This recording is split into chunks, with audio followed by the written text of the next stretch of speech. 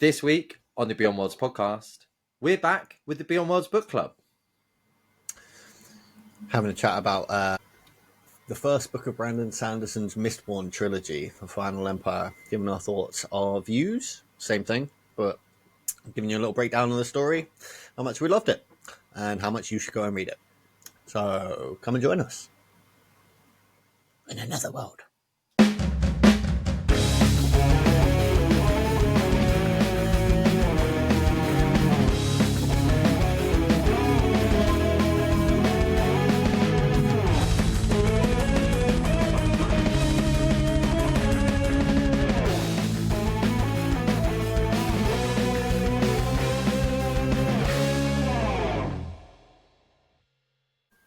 Welcome back to the Beyond Worlds podcast. Excuse me. Coffee went down the wrong hole there. That was a great intro, Stephen. I'm Stephen. Still, even in the new year, I am always Stephen. And I am Joe, Beyond Joe, on all the streaming platforms, because you can't just be yourself anymore, can you? You've got to be someone else. No. Well, no. I'm going to be myself. Until I become a VTuber and I get the proper Viking hair going. That'd be sick. Yeah. We're like a week out of practice, guys. So just leave us alone. Yeah, had a little break for Christmas. Christmas, New Year's, family times. You know, scheduling's a bit tough. You got a baby, family all over the place. Yeah. You gotta do shit, right? Got shit to do. So. We were expecting to. Well, we said that we would be doing the 2024 wrap-up episode, but we've put that one on hold because it's a much more. Well, I think it's a much more exciting episode today for you. It's we're going to be doing our review of Mistborn. We've both finished the book now. You guys might remember, like a month and a half ago, we started the book club. We've finished the book, and we're here to give a full spoiler review. That if you have not read Mistborn, unless you want to know all the story, turn off now. Very sorry. Yeah. You will miss us this week. I know it might be hard, but that's how it goes. Sorry. After reading the book for the first time, I can't recommend enough. I mean, it's a bit spoilers my views on this book, but stop it now, go read the book, and then come back to this one. Save it, however you do it. But I would very much recommend don't spoil yourself and come back when you've read it. Yeah. It's a very good book. If you like sort of light fantasy, like I said to Joe before, it's a weird one because it sort of falls into almost young adults. It's got very adult themes in the book, but it's borderline between the two. So if you're not a fan of that sort of writing, then maybe stick in the podcast. If you want to just give a good story a go, come back. See how much of us you disagree with or agree with. So let's start off with Stephen. Who's Brandon Sanderson, and what is this world that he's created? So Brandon Sanderson is he's a new fantasy writer. Well, not new. Obviously, he's been around a while now. But he's sort of part of a newer generation of fantasy writers. So we will be reviewing. I can't remember if this is like his first release of the entire series, but it's I think the best introduction to it is the Final Empire Mistborn Book 1. And I say it's part of a larger universe because it is part of something called the Cosmere, which if you read Mistborn, you will suddenly be sucked into a little bit because there's like a bajillion other books to read. Some are short, some are long, and some are better than others, but they're all really good. They all interconnect really well. If you can spot the Easter eggs, they're really well hidden. Like, really, really well hidden. Well, most of the time. Like, people decipher it quick, but I wouldn't spot it without Reddit. But then people are like, look, yeah. And you read again, you're like, oh my god, it is! Sort of thing. So, I love that sort of stuff anyway. I could just stemming back from, like, the View Askew verse with Kevin Smith. Like, little Easter eggs, I think, are much cooler than in-your-face ones, and his ones are always little cool stuff, and I really like that with Brandon Sanderson books. That's probably what kind of sucked me into him to start with. Well, no, like kept me going into it. So like, who's going to be in this one? What's going to go? Where? How?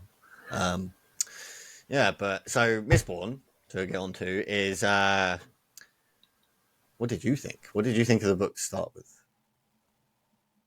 Just as So, an overall. overall, I really thoroughly enjoyed it. Um, I found there were points where I'd finish a chapter, especially near to the end, and I'd just be really annoyed and frustrated, and I'd feel like everything was on behalf of the characters, I think, and on behalf of the storyline, I'd feel annoyed and frustrated. Um, but Brandon Sanderson had a way of always not flipping that necessarily, that disappointment, but evolving it into the next stage. And there was always, like you said, Easter egg sort of things where he would reveal something that we weren't aware of that would follow the story on. Something I've found throughout the whole book is it left a lot of questions, but answered enough that I didn't mind those questions being left. Sometimes I feel like I want everything polished off, answered when I finish a book and I put it down, because always I'm left questioning and I want to Google, like, oh, well, what does that mean? What did this mean?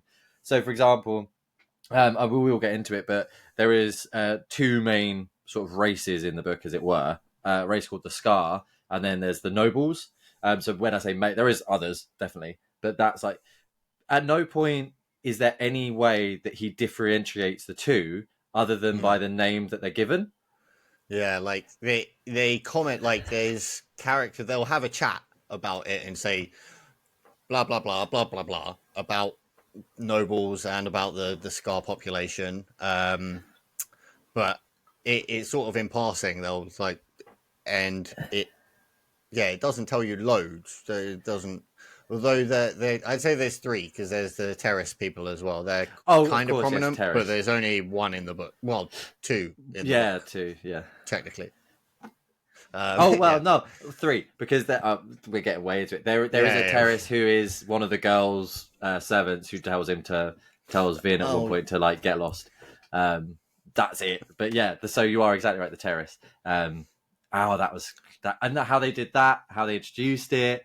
That you told me right at the start. Make sure you read the top of the chapters. I found that yeah, really interesting because as you get about halfway through the book, the main story starts matching up with yeah, those, and you realize what you've been reading is something else that you yeah, weren't. It's just so. It's a very good book. It has lots of hidden things. It doesn't shove things down your face. It allows your imagination to run wild. Like like I was saying about the Scar, they're not described. Like you don't. They're described as people and ragged and all this yeah, stuff. But it's just so clever because it allows your imagination to run wild. Like we were talking about the Inquisitors. I think it's the Inquisitors. Which are they the really bad guys with the metal spikes? Inquisitors. yeah. So it's described, but never in so much detail that I think if I was to draw an Inquisitor, it would be very different to how you would draw one. Because there's Yeah, enough detail that our imaginations are allowed to fill in the gaps. It yeah, doesn't paint the picture so solidly that you aren't allowed your own imagination to run wild. And I love that yeah, because it it it allowed it to be like my Mistborn, my Final Empire, yeah. I get you. and that I think was really clever because a lot of the times I do feel like this is exactly what they look like, this is exactly their height, these are their ears, this is their nose, this is their mouth, Yeah, and they are mean. And you're like, oh, okay, well that allows nothing for my imagination to grab onto. yeah. He's very good at just giving you enough that you can build. It's paid You by numbers picture. almost. Yeah. Fantastic. You, I don't know if you agree with that, but oh yeah. yeah. No. That's a good summary. Well, excuse me. It's still early for me. Sorry, I ranted a bit there, but it's because I am a big fan, and throughout reading it, I was regularly messaging you, just being like, "Thank you for recommending this. Thank you, thank you, thank you." And yeah, just I want to read more now. That's it. I want to The read more. and what I love with him, I described before when we did the initial one about the Sandal Launch, and he does it in the book and in the trilogy as well, which is kind of cool. Okay. So you got an ending which opened up the next bit, Yeah. and one thing I like about his writing, I was just doom scrolling YouTube reels, and there was a lecture that Matt and Trey, South Park guys, were doing, and they said, what you want in a story is not something happen and then something happen and then it's something happens and this happens because it was something like that. I Yeah, can't yeah, remember the I've quotes seen that. to quote it exactly, but that's a lot of what I feel like Brandon's writing does. It doesn't this happened and then this happened. It's this happens, so this other thing happens, so this other thing happens.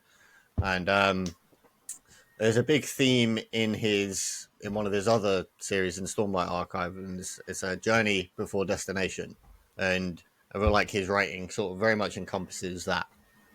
Um, so he takes you know there's a destination, but the journey that he takes you on is very cool. It's full of ups and downs. Like, I mean, did you fucking expect Kelsier to die? I didn't. I expected him to wreck those guys and just like zip out. I maybe get fucked up at the end a bit, but I saw a lot of So I think we both have a similar like ADHD brain where we start to see foreshadowings, and there were mm, certain things that I saw him saying, like the way that the character. We will go into a breakdown in a second of the plot and stuff, but the main character, I guess, Vin. She the way she's constantly talking about not being able to be left and everyone leaves her. I felt like it was yeah. setting up for something to happen to him. I didn't necessarily know that he was going to die. I thought capture was probably highly likely, and then the next book might be like get him back, try and get Kels. When he went, and then the fact that there's now that character of Kelsa is going to be the body, I guess, is going to still be throughout the books and created this like of like godlike character again, this religion out of him. I thought was so clever and so interesting. But On yeah, rereads, yeah, on my first read, I think, yeah, I mean, this was a year ago, well, years ago, but I was probably drinking and partying still, so like there was parts I was just like I'd just be reading, but on later reads, I have gotten that because this is quite a heavily religious um aspect to the book yeah. because like one of the characters, Sazed, says wouldn't I'll say easy, pronounce his isn't it? name. Yeah. Um, he retains the memories of like hundreds of religions from before the start of the final empire. So the when the big bad evil guy, the Lord Ruler, saved the world, but also sort of he breaks the world at the same time. So he becomes essentially god of the world. Um, wipes out all other religions, but Saz people, the terrorist men, they want to retain knowledge to pass on to future generations for maybe when he's gone, um, so people can sort of start to rebuild the world how it was. And I I didn't quite understand why it was just doing why it did religion a lot, and then when like when Kelsier dies and people start revering him as a god almost, and they think of him in that way, I was like, oh shit, okay. All the themes really tie together well, Yeah. and like it doesn't outrightly put it in your face. When you say, yeah, there are a lot of death flags for Kel, but Mm. I don't know, just because of how pronounced he was in the story, I was like, nah, man, I expect him to die maybe in a later book, Yeah. um, but like 3/4 of the way through the story for the first book, like, whoa, okay, cool. Um, Yeah, no, you're right. I think that's it. I wasn't expecting him to die necessarily that quick, but yeah, I and knew he was a goner, but I didn't. The way it happened, just so genius, so yeah. genius. But then that also then being his master plan was to die Yeah, and become Jesus, and it's basically. almost like yeah, and Jesus is such an adapt. So one of the we were sort of talking about as you go through the book, things aren't shoved down your face. You're given like hint at something. So when we're introduced to a character called Lord Renault, who's Vin's, who's the nobleman who Vin is, our main character is sort of introduced to, sort of as a not like an uncle figure, was it? Was Yeah, it his uncle? he's her. So a bit of preamble about that. So narratively, this part was to do with the plan. So Vin gets brought into the I can't remember what they're called, the thieving crew. So, Yeah, excuse me. And Lord Renault is part of the plan to infiltrate sort of like the nobility. yes. He was a cool character. I didn't see him come in. No, so but they hint at there is a page, and it stuck with me so much because they were talking about, well, why is this person on board, blah blah blah, and they mentioned like, oh, there's reasons, and he's not prepared to talk about it, Mm, and then how we're introduced to Mistwraiths sort of almost in the first chapter, and then how it yeah, turns out that this guy is like an evolved form of Mistwraiths who can alter forms, and then is vital to the future of Kel becoming yeah, this Jesus-like resurrected character. Because yeah, everyone saw Kel die, and they're now going to see him walk in the streets. So Kel, in doing so, has solidified his religion by yeah. just brilliant, so good. And I didn't see that being the reason. And I'm always like, there's always a reason you introduce something. So introducing the Mistwraiths, I should have picked up. That's got to come back at some point, and I didn't. And so so clever, so well Yeah, done. yeah. The way he introduces characters, and but there's always an extra something to them. You know, like Every single one it. of them. Yeah, literally. Like the Lord Ruler reveal. I thought that was almost masterful. Like Yeah, I and how the pieces like on a reread you pick out all the pieces slowly adding up to it not being the person from the pre chapters bits, and that reveal, I was like, holy shit, that's yeah, stop and applause. absolutely. Like, and even that in itself has ramifications. Everything has an effect later on. And the next two books go hard. I think. Yeah, this is. I'm very happy that you're introduced to the series now. I'm very happy you've introduced me. Right, we're almost 20 minutes in. We've sort of we've gushed a bit about some of our favourite little bits. I think it's a great point to just start with the plot, and then we can sort of afterwards maybe have a look at some specific characters and stuff, because I think it sounds pretty sound. So what happens in this book? What's the general premise? So it's post-apocalypse, right? Which is always cool saying. Got a lot of post-apocalypse, and there are so how to do it well. So it's set in a post-apocalypse where there is the Lord Ruler is set up as a godlike character who basically is he for all intents and purposes, as you're going through the book, he's God. You wouldn't think anything less, really. Well, you might do, but yeah. So he's set up in this society, which is highly class divided between the Scar population and groups of nobility. Nobility just crack on with their lives. The Scar people do fucking everything.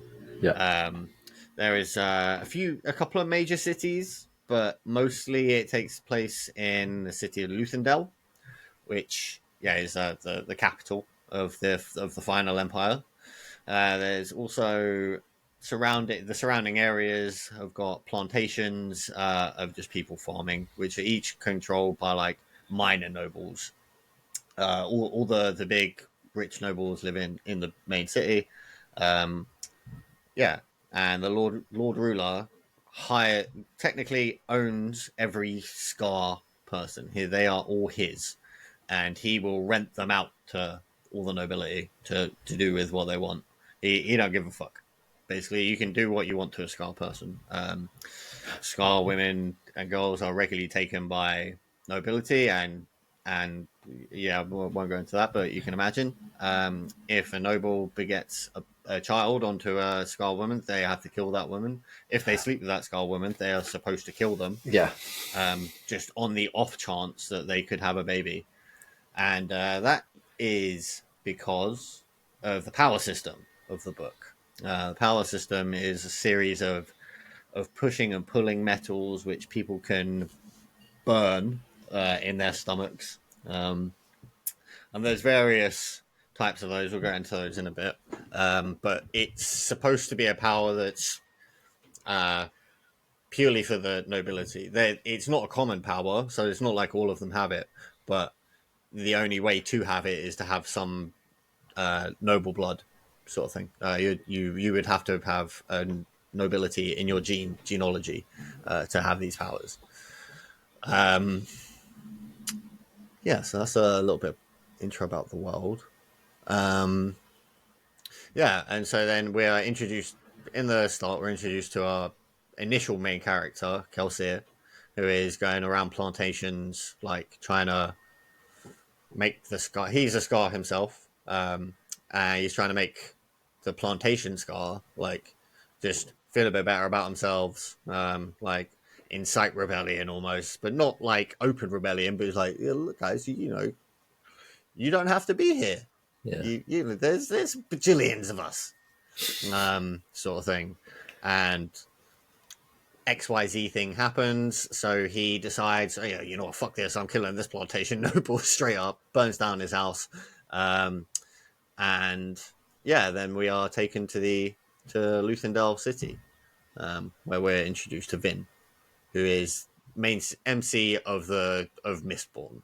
She's the main character. She's a young scar girl on a thieving crew who has somehow survived. Basically, she's had the shit upbringing. Her mother, this it goes a little bit left, but basically her mum kills her baby sister because she thinks that she was a threat to Vin or some nonsense like that. She's Vin's crazy, brother, isn't she? Vin's brother, Reen, decides to then, oh fuck this, I'm going to kill my mum. I think he kills her, and then he is just batters into her this ideologies and, well, not ideologies, but just these thoughts about herself and the world that she's basically always expect the worst and expect nothing else, nothing. And Vin takes that to heart. That is her whole personality. Everything is out to fuck her up, and she only survives basically by pure luck in her mind. Very good. And then there's an incident happens with Vin's thieving crew, and she bumps into, well, not bumps into, but Kelsier, and sort of saves her to a degree. Oh, it absolutely does. Yeah. And this is by pure coincidence, and, well, not pure coincidence. They go to the incident that happens is because Vin and her crew leader go to, like, basically one of the, almost a church, but it's not the church. It's like an office, but it's run by the pseudo church of the world. They do, the obligators do run a priest equivalent, but they do all bureaucracy. So anything administration wise is left to them. They are a form of nobility. You have to be a noble to be an obligator. So they could have the special powers, but they run everything. And so Vin's crew leader tries to scam one of them, and she gets sort of caught using her powers because she doesn't know she's using them, because obviously Vin's going to have powers. And then Kelsey's his buddies, his little thieving crew, they catch wind that, oh wait, what's going on there? What's happened? And they sort of save her from getting fucked up. And yeah, the story then opens up from there. We Kelsey gathers his thieving crew back together from before his last job, sort of thing. It's got one of those little, like, kind of kooky Ocean's 11 plots going on. Yeah. Each person have a role, don't they? Yeah. And they're all the sickest at doing this one thing, sort of thing. Well, they're not, but they're good. Yeah. Yeah, and so he basically explains to him, like, look, I brought you guys back together, one last job. We're gonna fucking overthrow this dickhead, and we're gonna steal all of his money. Basically, we're gonna take everything. And this is the job to end all jobs. And yeah, how are we gonna do this? Let's do it. I want to do it, but you guys figure it out. How are we gonna do it? But obviously we've gone into a bit before that. He's obviously got his own agenda, sort of agenda. He's got this hidden plot from the crew, which is not normally like him, but for the greater good and whatnot. Yeah. And Kels has got that backstory to him as well, doesn't he? So He does he indeed. has already gone against the Lord Ruler once, Yes. failed miserably. During that failure, he was doing the job with his wife, who the Lord Ruler then says, "Thank you so much for, for bringing everyone to me. Oh, thank you for what was the word? Basically, grassing up Hinting, yeah, that she was an informant in somehow, which obviously ruined Kel because it means that his wife is the reason why he. And then he gets sent to a place called Hashin, which is Hashin. Is that right? The pits of Hath Sin. They both get sent there. They do. Yes, they do. Which and that place is the where the Lord Ruler mines his atium, which is like the super duper metal of the book series. If a person with powers, so like Kelsier and Vin, they're called Mistborn. They have all the Alamantic powers. Most people, if they have the powers, they have one. Mistborn are very rare, and they are definitely not normally scarred. There've been very, very, very few scar Mistborn.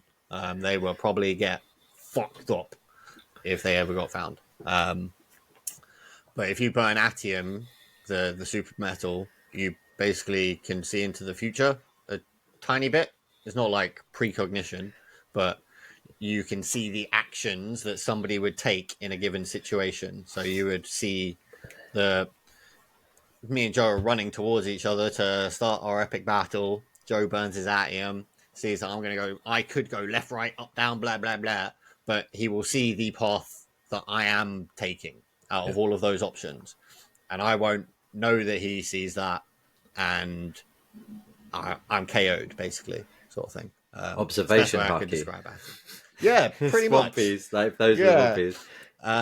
But I think it also gives you the mental, like Speed Force, where you can actually process all of that information at the same time. But it comes with a bit of a caveat that if the other person does it too, they will see all of So you see everything at all times. So it's basically these metals as well. They when you say they burn them, it's finite. So you've got a set amount. Whatever you limited resource. And it can't be pushed or pulled or grabbed at by other elements as well. It's in your tum tum. So in theory, it's nice and safe up in your tummy because otherwise that could be brutal. Can you imagine? Iron in blood. So straight away I was like, oh my god, puppetry. And I think that's in an anime somewhere. Where they control. Is it an Avatar? Yeah, control like the iron in someone's blood. Oh, dark. Oh no, it was water. It's the water. Oh, is that in the blood? Yeah, it was a waterbender. But they could do, and he quite quickly poo-pooed that at the start. Like, don't worry, you're all safe. You can get away with it. So I did think that was really good. Yeah. And the pits are a pretty horrible place. So if you get sent to the pits of Hath Sin, you are essentially a miner, and the only way to mine this atium is to climb down these cracks in the ground, and you got to just climb down and reach into the cracks, and you may feel a geode. Like a geode. And then you gotta sort of smash your hand into it to grab this tiny little bead of atium that is forming from the water drip, like stalagmites sort of thing. And your arms get shredded. Ripped to shreds. And you must find one bead of atium per week to live. Yeah. If you don't, cool, bye. Dead. And that's what happens to Kel's wife. So it's quite sad. So Kel couldn't find some. She claims she found double, so gives him one. So he hands it over, so she can't because she gave him Yep. her last one, and they kill her, And which fucks that him is up how even more. So because that's when he snapped. That's when he gained his allomantic powers. If you're not generally you're born with them, but they're inert. You have to have a pretty traumatic emotional experience to activate your powers. So obviously, Vin's was her mum trying to kill her. That's pretty rough. yeah, Yeah, and so people know sort of the Scar population kind of know Kelsier through reputation a little bit. Not the not lots survivor of of them. Hashin, isn't it? Yeah, he's the survivor of Hathsin, and I can't say it right. he's got scars all up his arms and stuff. So if he's wearing short sleeves or whatever, it's him. But obviously he tries to stay hidden because he's the only person to ever escape from there. So yeah, back onto main narrative. Yeah, they sort of Kelsier sort of trains Vin. Says, "Oh shit, Vin's a fucking Mistborn. We got two of us. Shit. I'm going to train this bitch," and he trains her up. Super sick. Well, he trains her in steel pushing and pulling, which yeah, is basically makes you almost Spider-Man to a degree. It's the best way I can think to put it. yeah, no, absolutely. Well, the pulling, yeah, you're Spider-Man and you got telekinesis, but of metals. So he trains her in that because that's what he's sort of super sick at. And I love the descriptions of them of her learning to do that. And she's like, holy shit, man, I'm falling towards the ground. Ah! But Vin is like sort of a natural. She's just because she's sort of been Vin's luck, as it were, was her using one of the other allomantic powers, which basically lets you push and pull on people's emotions, so you can make someone more angry or you can calm them down. Had been burning like the trace metals in her from the water, from eating with metal utensils, from the plates and stuff. Yeah, so she'd been burning those unconsciously. So she's weirdly like built up an ability by doing that. So she's sort of a natural figuring all of this stuff out. And she then trains with the various members of the crew because they are all Mistings, not Mistborns, because they've only got one power, and learns from each of them. Her role in everything is to infiltrate the nobility, because which is how she becomes Renault's niece. And so the nobility in Luthendale, the main city, just love having like balls and galas and shit like it almost every day. So she gets to go party a bunch. She falls in love with a noble, of course, who turns out to be like the one decent one, of course. There ain't many decent ones. He's Elend Venture, and the House Venture is the most powerful. Well, yeah, they're the most powerful of the nobles, Yeah. sort of. Well, you By find out they're the miners, aren't they? They're the ones in charge yeah, of getting the most powerful metal. yeah. So, which is sort of why they're the most favored of the Lord Ruler, and yeah. So the whole plot then. So the rest of the crew, sort of their role is to help the Scar rebellion. So there has always been sort of a Scar rebellion going on throughout the 1,000 years that the Lord Ruler has been the Lord Ruler, where he's just like, I can fuck you up whenever I want. So when they're small, he lets them just like, yeah, you do your thing. And then when they get a bit out of hand, he goes out and fucking wipes them all out. So their plan was to like try and most secretly build up an army and get the main force of the city out of the city, so that they could try and take over whilst there's no army there, basically. While the standing army was gone. Yeah. Shit goes a bit sideways a few times. So there's one point Vin and Kel, they decide that, there's this room, yeah. We're gonna go have a look at this room in the Lord Ruler's town, in his mansion sort of thing, which isn't really a mansion. It's like spooky citadel sort of thing. They get caught by Inquisitors who Yeah, the spiky eye boys. Yeah, I can picture them in so many different ways. It's crazy. Right? Like if you ever see the Batman that laughs, I think him. I don't know. They're all edge lords. They all got like leather cloaks. They don't, but So you talked about obligators. So they're the guys who are in charge of all bureaucracy the business bureaucracy, and then the and inquisitors are like the highest police force, if you yeah, but like. there's not many of them in the Well, world. There's only like 20 total. But they're all thought to be crazy. immortal. Yeah. Um, you don't know how they get their powers. Eventually, you know how they get their powers. Oh god, Oh, dark as bro, shit. darkness. Oh, bruv. They basically get rods shoved in. A rod. Into It their seems like a rod for each metal. It's not actually said that, but there is like 10, 11 rods put in their bodies in different places. yeah, Because you don't have to be Mistborn to be an Inquisitor, but once you become an Inquisitor, you become Mistborn. Is that essentially, right? yeah, Yeah. yeah. Um, Crazy and shit. yeah, so Vin gets fucked up by an obligator, and Sazed is he's like her attendant, right? He's not like he's part of the crew, but his role is Roll. to make sure that she acts like a noble lady. And you then get introduced at this point to Fucur. I can't. Yeah, Furomancy or Fucuromancy or Pharaoh. whatever. Yeah. I Pharaoh. can't pronounce that one at all. No. I skipped the word. We'll call it Pharaoh. F. Yeah.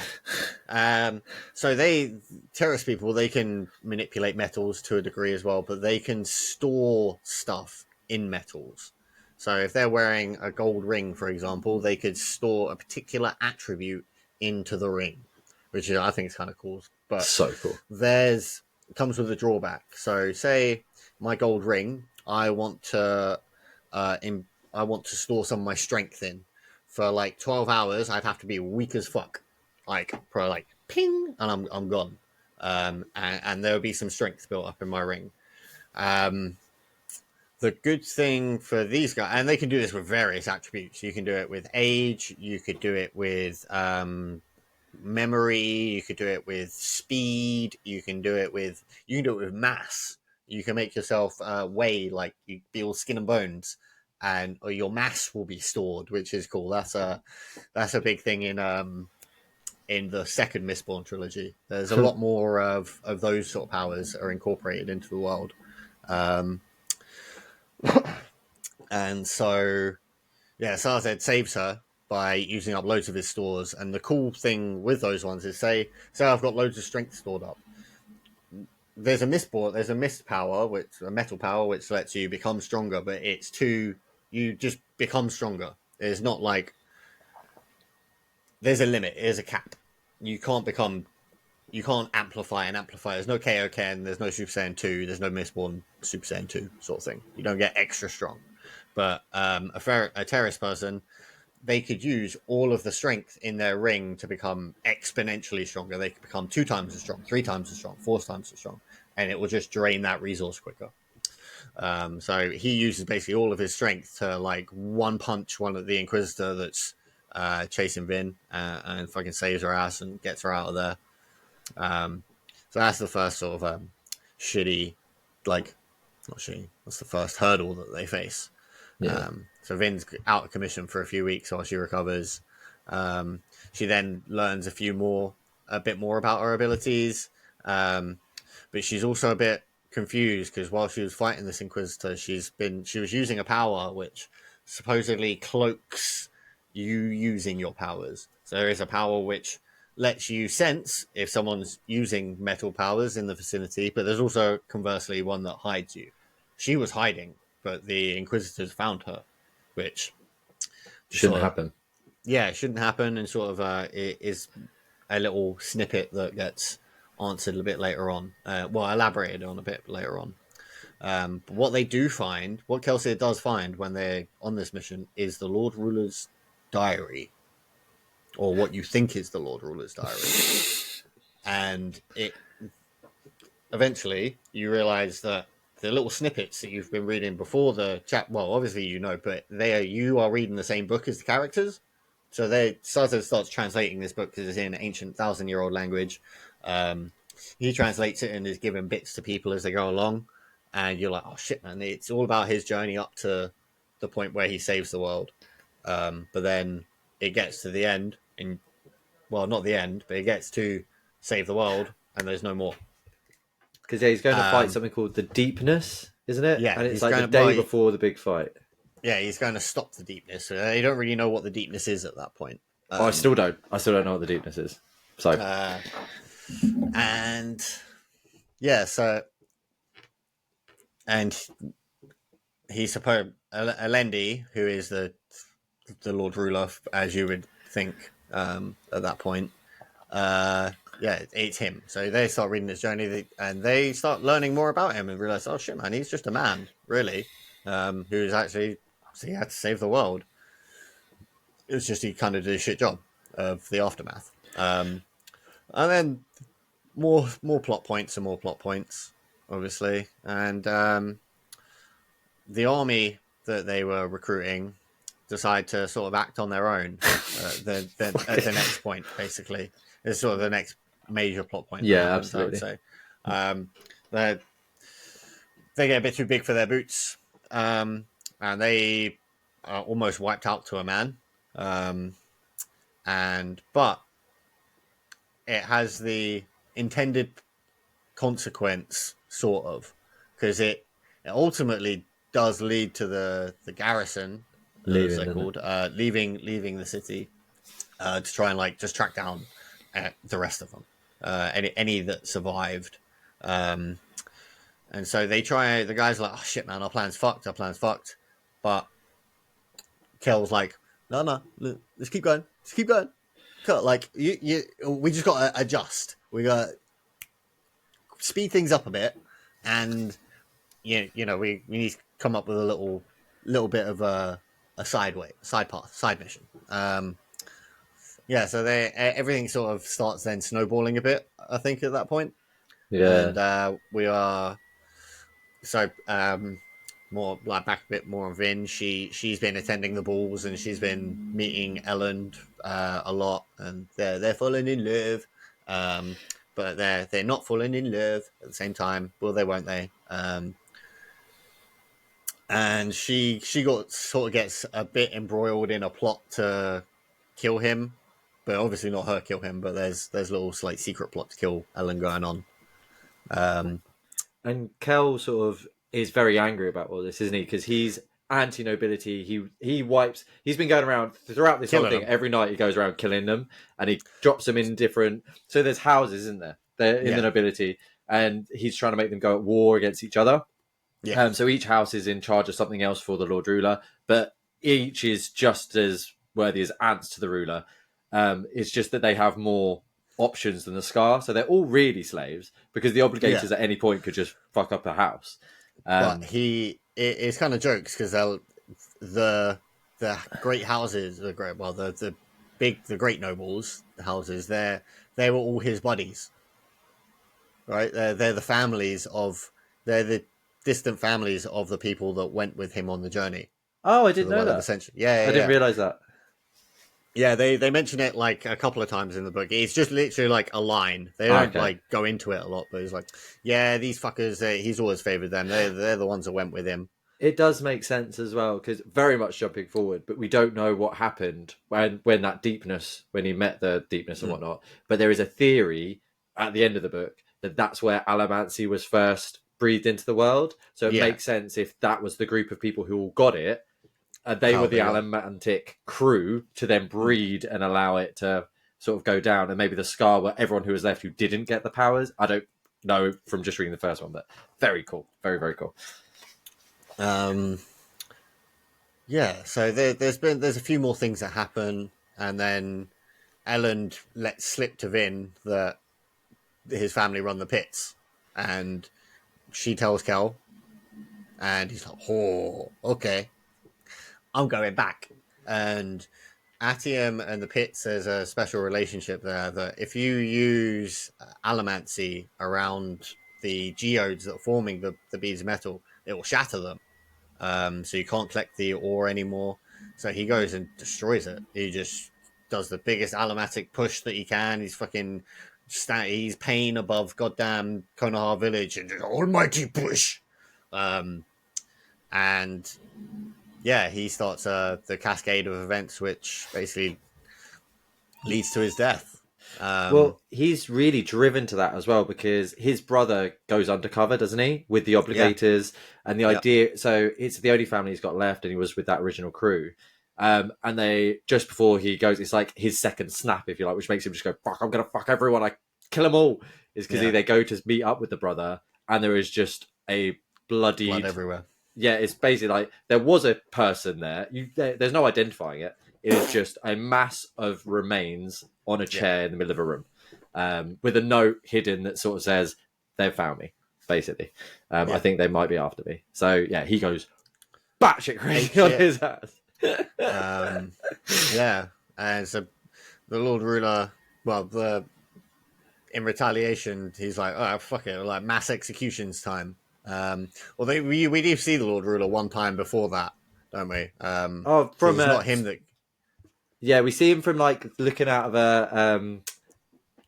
We sense him more, but Yeah, that second lot of max executions when they capture Lord Renault and yeah, all of the fleeing that side of the fleeing nobles, that's when we see him proper, yeah. He comes out.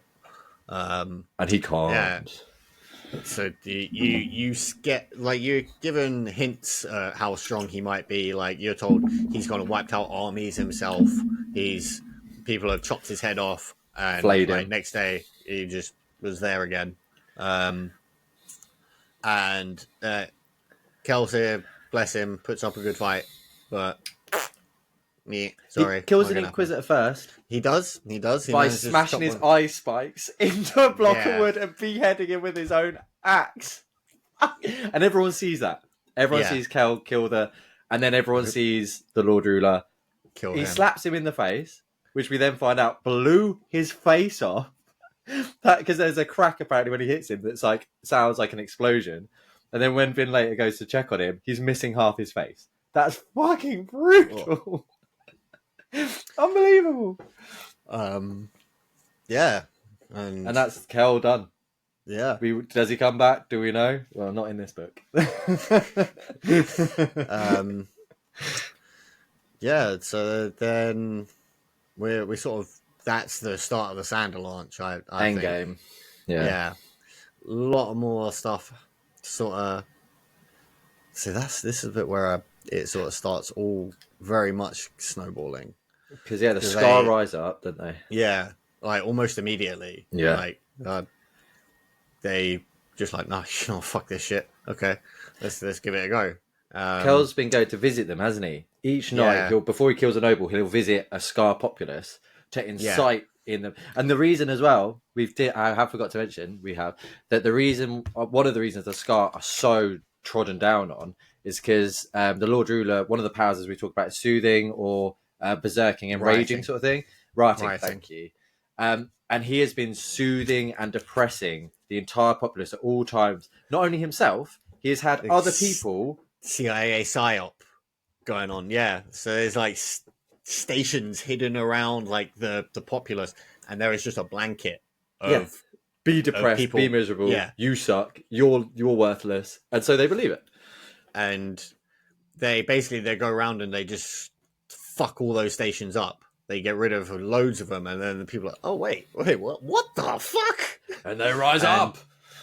Yeah, so Vin's like, you know what? There was something else in that room, bro. In that room where they found the diary, there's what's going on here? She's like, fuck it.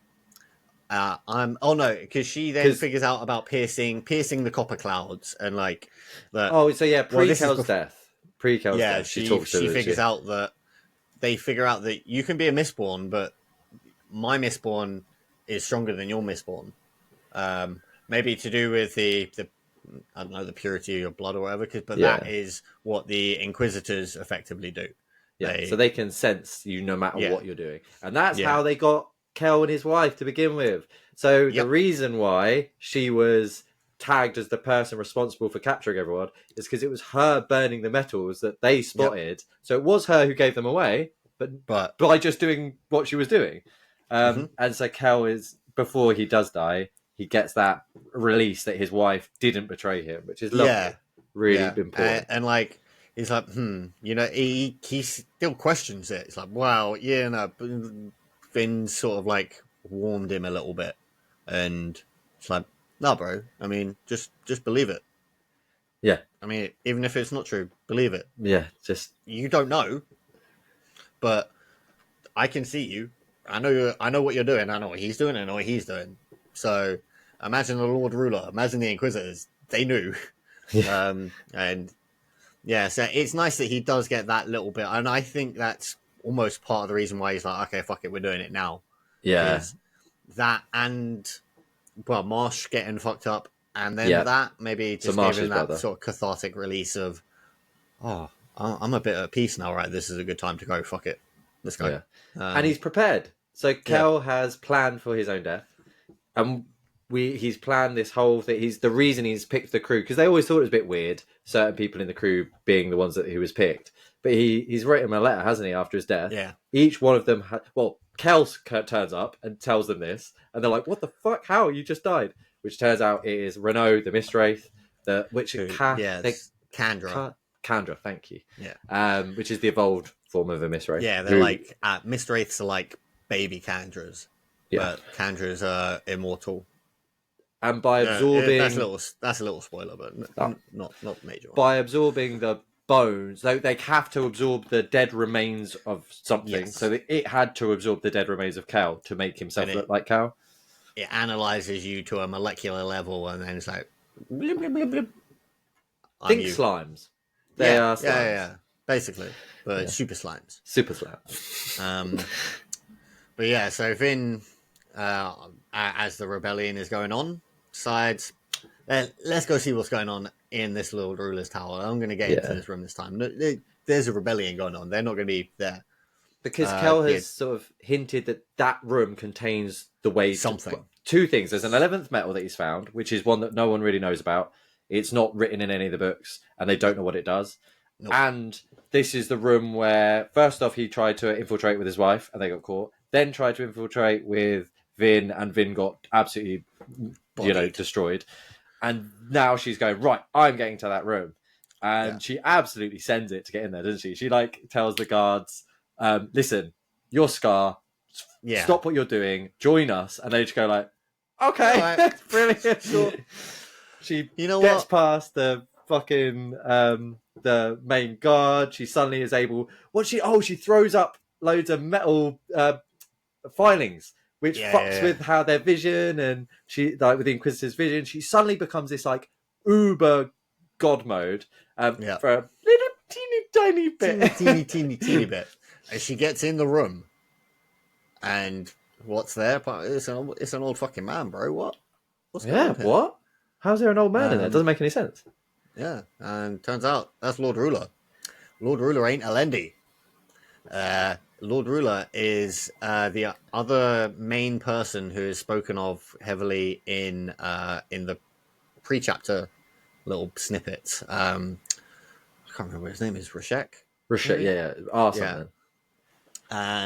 So Rashek is in the preambles. You'd have seen that Rashek is sort of like, no, man, these prophecies that say Alendi's Alendi, it can't be true.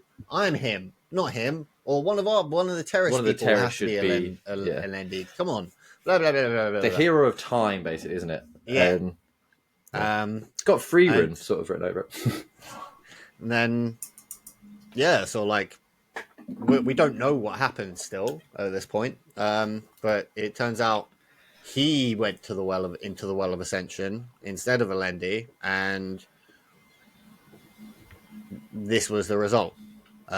He basically has been using Fukurenshi, or Fukurenshi, to basically make himself immortal. He's gained the power of the Well of Ascension, so his powers are beefed up, mega beefcaked.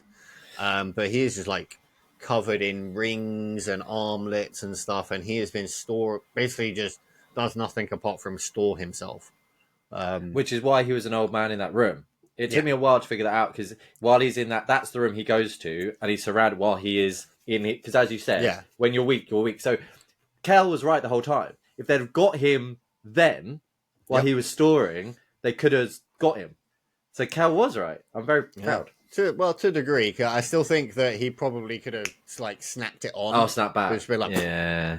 You know, because remember he had like some of his metals were they pierced into him, which Vin tested with Sazed, didn't she? She tries to burn one of his stores of metal to see if he can. She can get his power. So Elendi's been storing his own power, and because it's in him, he can burn it as well. So it sort of like amplifies his power exponentially.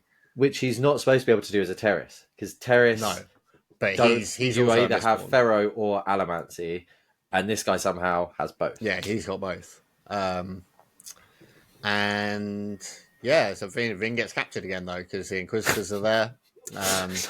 Well, please give this girl a break. Like, oh my god, man, really? And then she starts getting fucked up again. But the very cathartic thing was for Vin, when she's getting like fucked up by the Inquisitors, they're like, man, we found your brother years ago, man. Yes. You know, he would not tell us shit. He told us you were dead. Yeah. He screamed. Like, we definitely thought you were dead. We did terrible shit to this guy. Yeah, everyone has always told us the truth. We have always got the answers we want through our horrible, horrible tortures.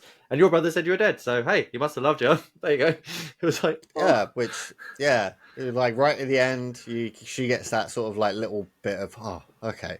And it's like, you know, fuck this shit, man. I'm going to break out of that. I can do something, surely. And I can't remember if that's the point where she uses the mists, or if that's where Sazed breaks her out. Sazed breaks her out. Yeah, and then they Ellen confront turns the ruler up again. Sazed breaks them out. Then they're about to get fucked again. Then Ellen turns up. He's about to get fucked up. She gets her shit back. She fucks shit up. And then Marsh turns up. Yeah. Whoa. So first off, her dad. So we've missed her dad. So during the thing, at one point, her brother showed her who her dad was, pointed him out, because your dad will be a noble because her mum was a Scar. And her dad is the head obligator. Yeah, basically. So the head of the bureaucracy. Yeah, her dad is the Pope. Yeah. And the Inquisitors, Spike Eyes, don't really like the fact that this obligator class exists. They want to be head of the bureaucracy. So the head Inquisitor guy basically says, and that's why they want Vin and capture her, because they say, look, this one birthed this one. The head obligator turns around and gets fucked.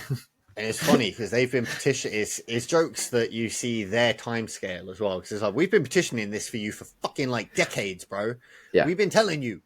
And they're like, yeah, but I don't care. The Lord just like, whatever. But it's all right, sure, finally. They're like, you can have him, do what you want. They just like rip him to shreds, don't they? The Lord Ruler then gives all power, and it's important that he did, to the Inquisitors. Yep. Because as you said, then Marsh, the dead brother who we found the flayed, dead, fucked up body, turns up. Spike Eyes! Yep. He's an Inquisitor now. Yep. And he starts ripping out the spine metal of all the other Inquisitors. He opens the door. The ruler's like, hey, come... Sorry, I'm so excited about this. Come fuck this girl up. The door sort of swings open and there's a pile of his Inquisitors behind it. And he just walks out like, what's up, bitch? It's me. It's Marsh. It's fucking nuts. Did not see that coming at all. Completely took me by surprise. And they sort of like catch him by surprise, don't they? And she yanks off a bunch of his... she figures it out. She figures out who he actually is because she uses the 11th metal and she sees him as a terrorist, doesn't she? Yeah. As a young man. And so she's like, that's how I'm going to defeat you. She tries to stab the young man. It doesn't work. No. Doesn't work.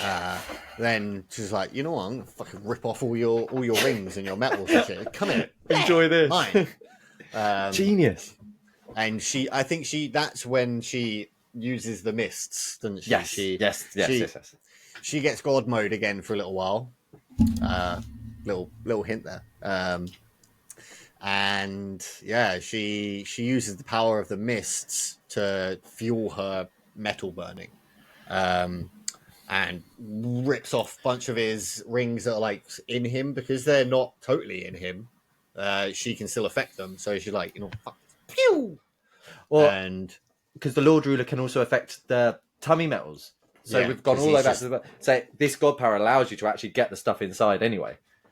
well, his yes, I think hers is because it was in and out. So she It grabs the wasn't outside totally bit. yeah, Got you. because although she's in God mode, she I actually can't remember for later books. I was going to say I don't think she ever gets to like do that sort of shit level again, but she might do. Yeah, and then he just starts shriveling up, like zombifies. Starts showing his age. Like the Yeah, and Guru he's say. like, "Oh yeah, by the way, you guys fucked up." Yeah, I've been. You basically say like, I have been the one stopping the incoming doom. Haha. Yeah, Wait for shit. Your life's going to get you quite thought it interesting was now. bad before. Yeah, yeah. You thought the sky was fucked. Hold my beer. Yeah. I mean, that's I mean, Mistborn. yeah. Or then Sort of. right at There's the more end, to it, obviously, but just the end. There is one like little bit that I like to touch on because at the end she goes to visit Elend, who is now the king. So because yes, he was the one nobility when all the shit was going down, the Scar were coming to kill all the nobles. He came. His dad ran away, and then he stepped yeah, forward, didn't he, and said like, "I'm going to surrender. Please stop killing nobles. We will not fight you. We want to back you. We're done with this. We're yeah, with you." Which is great. And then because of that, they allow him to take power. And so he's there reading all his powerful documents. She Mistborn's up to his window. And she's about to leave because she hears her brother's voice going, "Never trust anyone. They're all going to leave you. It's shit." But then she remembers what the Inquisitors said that he actually did. He was lying the whole time. So then there's she jumps down through the window and gives him a little kiss.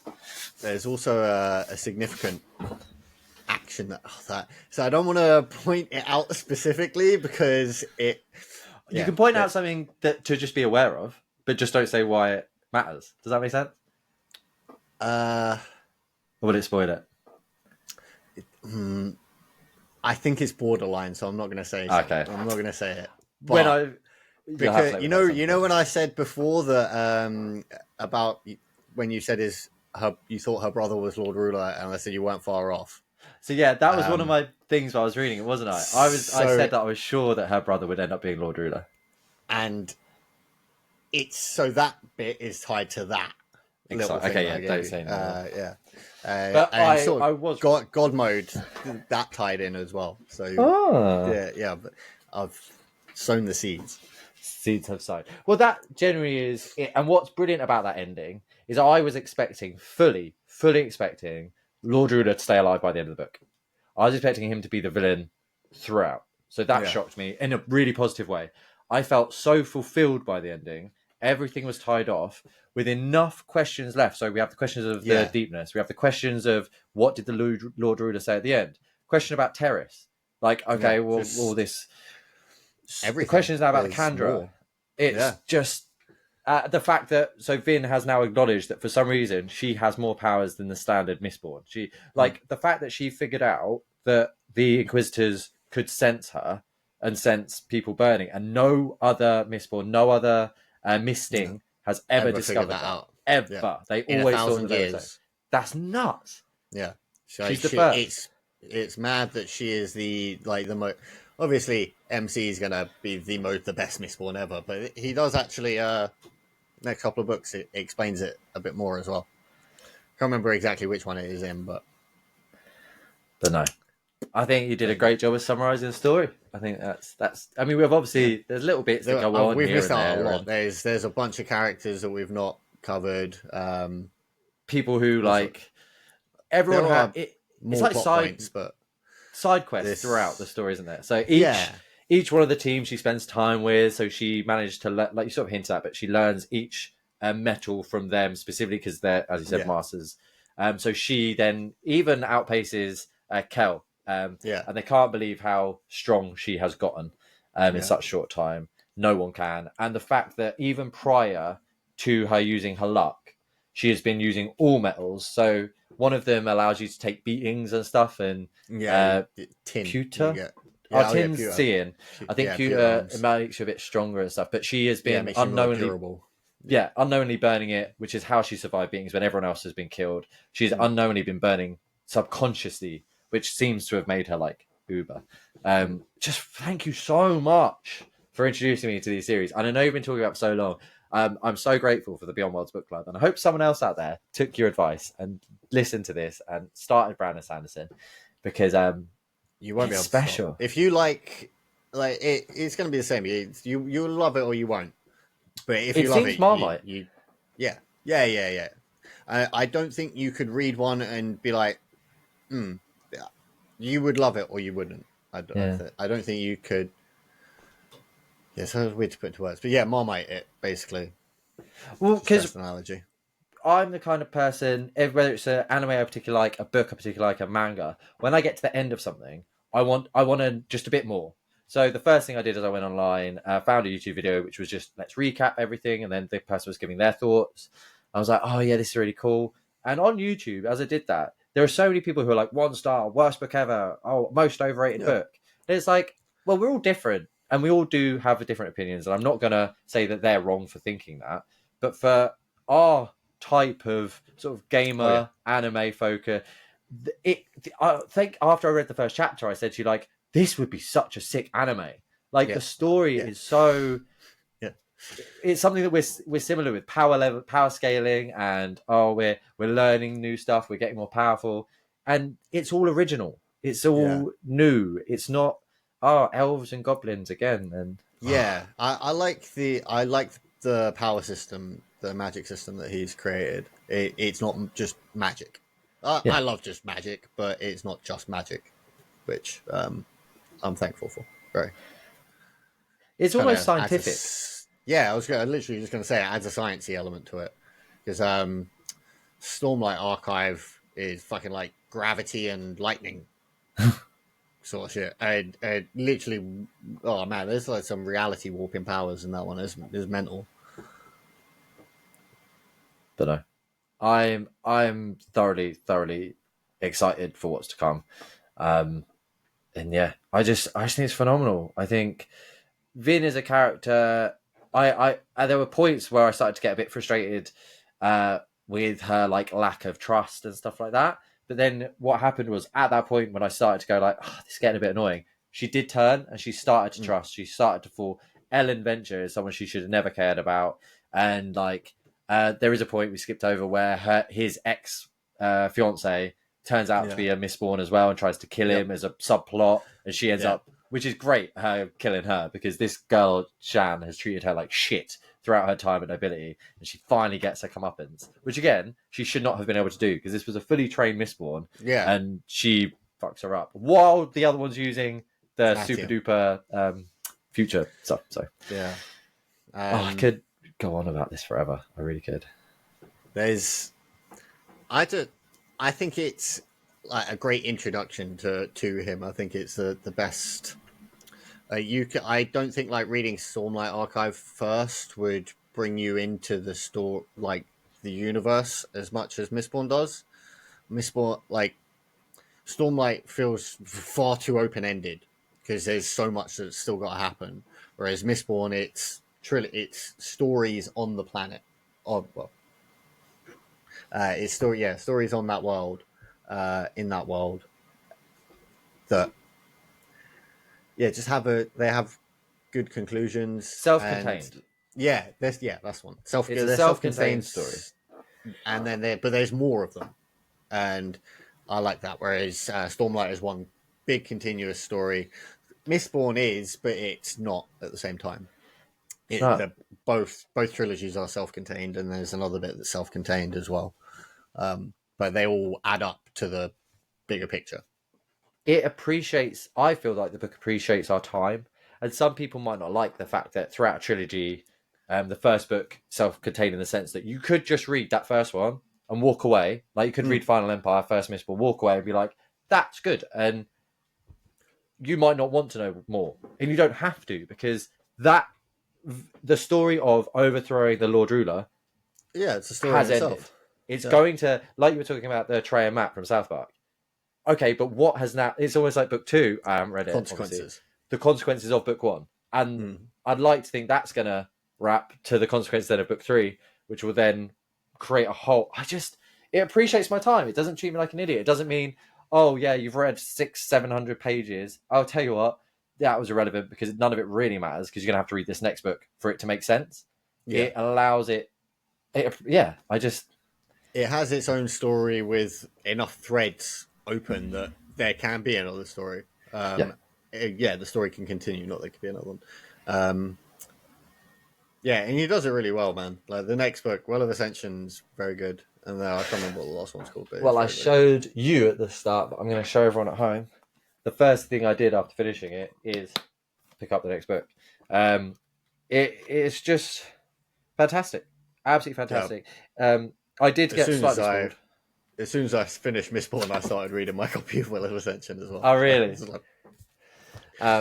It's phenomenal, and it screams anime and manga, as I said. It screams originality, and I can see why so many people love it. And I would now like to consider myself one of those. I think myself, although I've only read one book, I think he's brilliant. So, that's the one thing that frustrates me. The only thing that I get frustrated about Brandon, about this series, about my future. Well of Ascension, we're looking at like 700-800 pages. It's a lot. It's a commitment. It's almost like starting One Piece, where it's like, oh, it's a great world. Dig in because you're in for a ride. It's a ride I want to be on. Some of the standalone novels are shorter. So Elantris and Warbreaker are a bit shorter. They're good. Warbreaker is very good.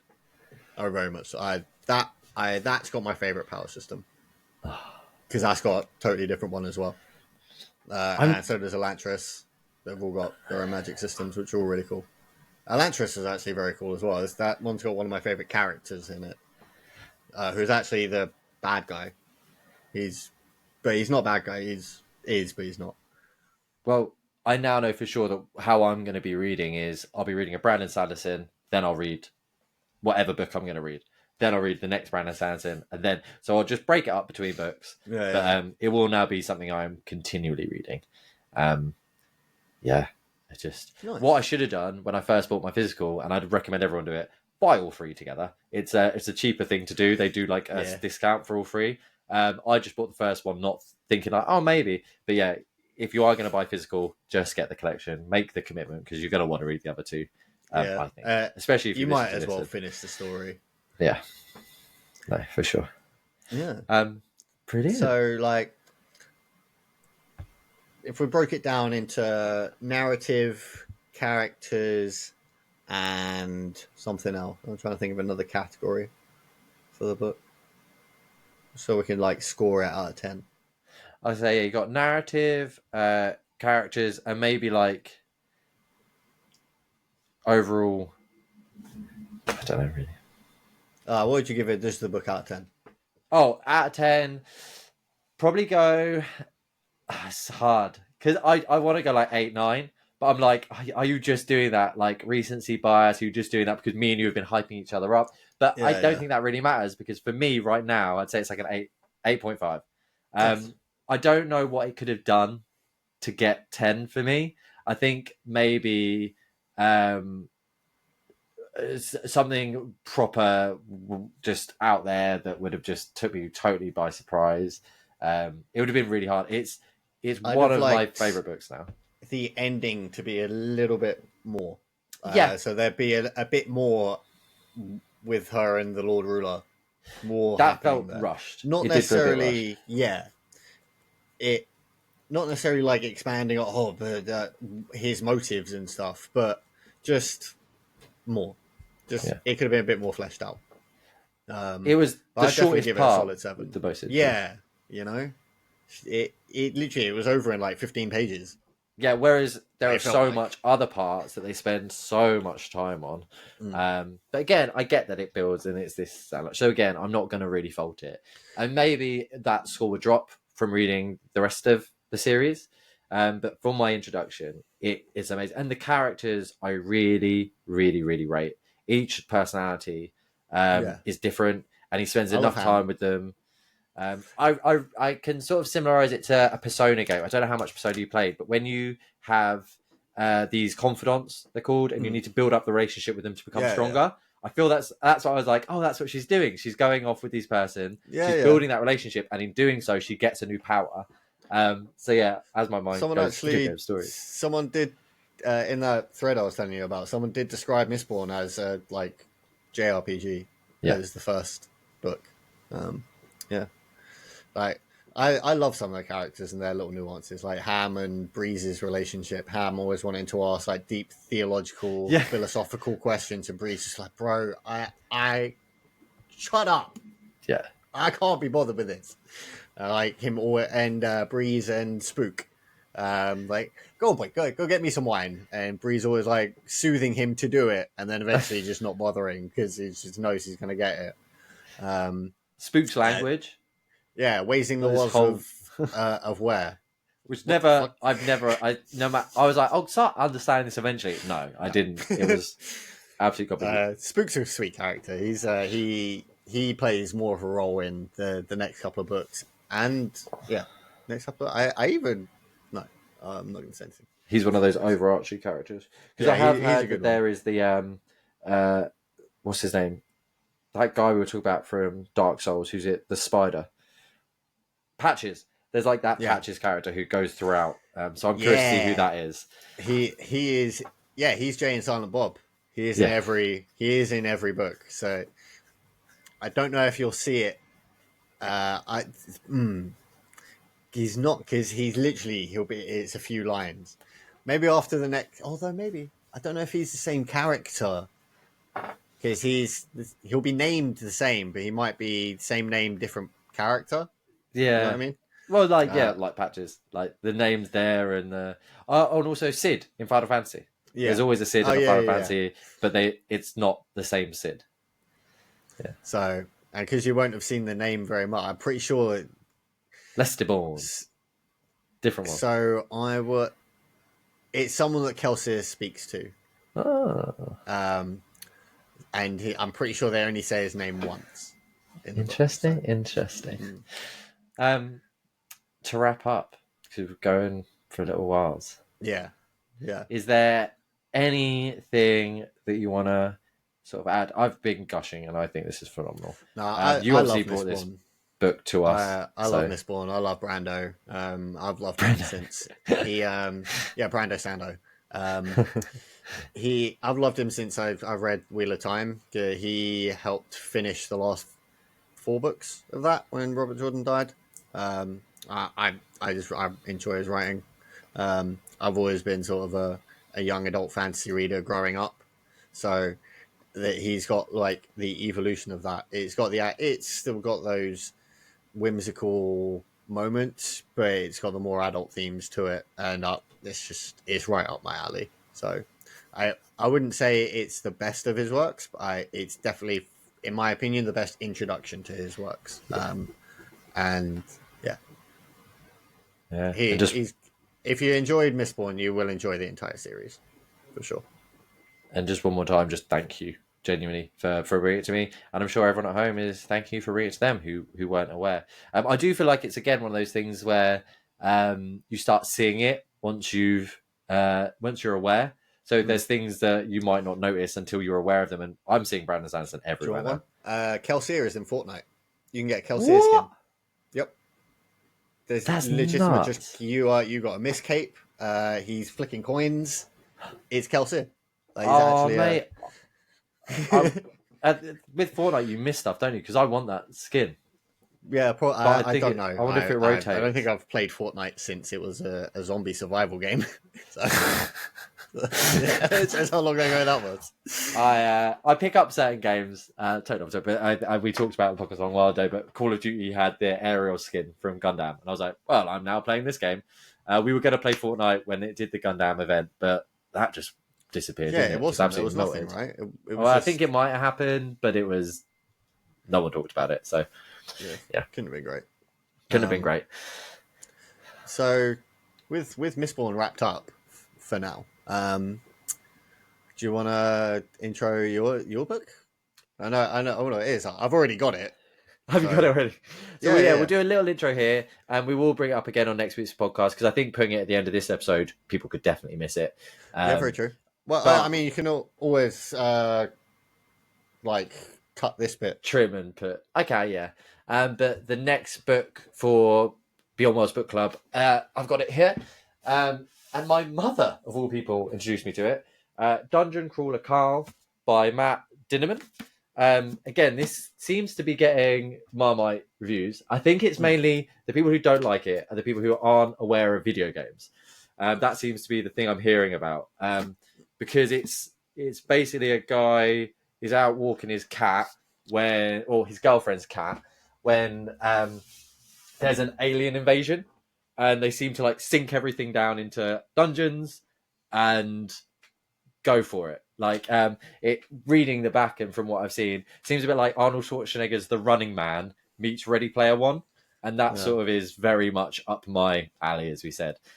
We did say we'd potentially know the books before the book club, and this is one that could end up being shite. So that's important to know. Neither of us have read it, but yeah, I think it'll be. I think it's going to be a good one. I'm excited. And this one is also a big series. That's something else to point out. Yeah, this is the first of many. When I typed in Dungeon Crawler Carl first, it showed me book 7 to start with. I was, for fuck's sake, I have to buy all of these now. Yeah, so that will be the next one, and we'll bring it up again in next week's podcast, which will be our 2024. That will be the 24 breakdown episode in person. Woo! Very, very happy to have you coming back to the studio, to the house here. So really, really excited for that. I'm gonna put your Christmas present wherever that green one is, so it can hide in the. Oh wait, no, we won't be using that angle at all, will we? Yeah, we'll be together, so we'll be on the sofa. I know. That's what I was going to put it in the background. But... Oh, I see. But yeah, so awesomes. Yeah. Thanks everyone for joining us for the first super episode of the Beyond Worlds Book Club. Yeah, and we might have the format a bit better than me just telling you doing story time. But it wasn't just story time, I don't think, because we jumped in and yeah. Just we might have a bit more of a structure to it. If you didn't like story time, do let us know. As people have been giving us comments on YouTube. Comment on our Spotify. The channel, everything is growing. It's happening slowly. It's a marathon, not a sprint, and we appreciate every single one of you. Exactly that. If you found us through Instagram, if you found us through my Twitch, or our Twitch, sorry, I do apologize. If you found us through our Twitch, if you found us through Twitter, well, you won't have because we don't use it. So I don't know how you found it, but congrats for finding us through that. Fuck that platform. And if you found us through Raid Shadow Legends, yes, thank you to that as well. Still, they're never calling. Who we can move on to? AG1. They're meant to be cool. That's like a all natural energy drink sort of thing. It is. Did you ever Google how much that stuff costs? Yeah, it's like fucking insane. Fuckload. So yeah, every time like one of my RuneScape guys brings up, I'm like, yeah, I'm gonna get it this time, and I'm like, nope, even with that discount code, fuck that shit. No. So yeah, that's just eat your greens, I think, with that one. But yeah, I wanted to try it instead of coffee. Why greens instead of coffee? I don't know, man. I just like my coffee. Coffee all the way. Addicts for life. To end the podcast, I've been Beyond Joe. And I am still Stephen. Thank you for joining us. In another world.